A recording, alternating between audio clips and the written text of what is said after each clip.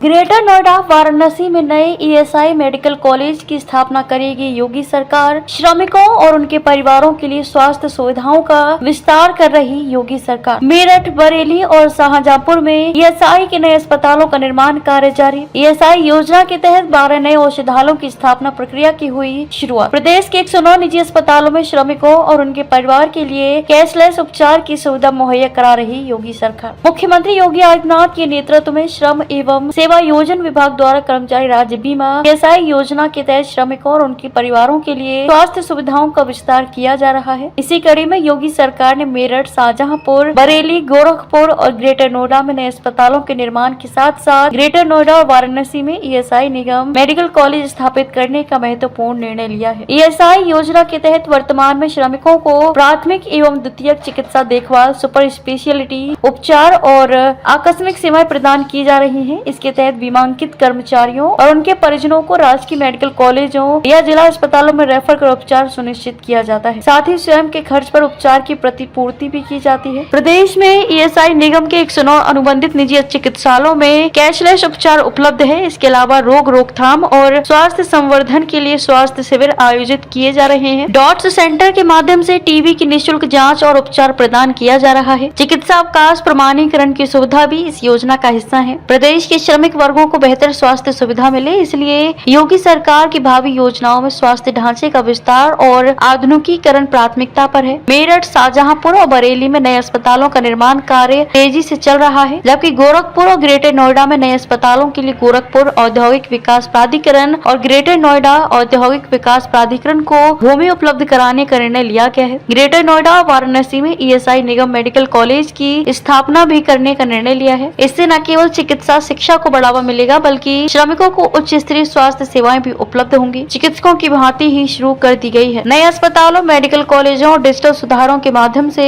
उत्तर प्रदेश श्रमिक कल्याण और औद्योगिक विकास के क्षेत्र में अग्रणी बन रहा है। ये प्रयास न केवल श्रमिकों के स्वास्थ्य और कल्याण को सुनिश्चित करेंगे, बल्कि राज्य को आत्मनिर्भर भारत के लक्ष्य की ओर तेजी से अग्रसर करेंगे। इन सुधारों के साथ साथ योगी सरकार ने कारखाना अधिनियम के तहत भी उल्लेखनीय प्रगति की है। पंजीकृत कारखानों की संख्या 27,453 तक पहुंच गई है, जो पिछले 9 वर्षों में लगभग 100% की वृद्धि दर्शाता है। डिजिटल सुधारों जैसे ऑनलाइन पंजीकरण, ऑटो मोड नवीनीकरण और रियल टाइम निरीक्षण मॉनिटरिंग ने उद्यमियों के लिए अनुकूल वातावरण बनाया है। श्रम विभाग ने दर्पण डैशबोर्ड पर A+ श्रेणी में चतुर्थ स्थान और ई ऑफिस में दूसरा स्थान प्राप्त किया है। साथ ही BRAAP रैंकिंग में टॉप अचीवर श्रेणी में जगह बनाई है।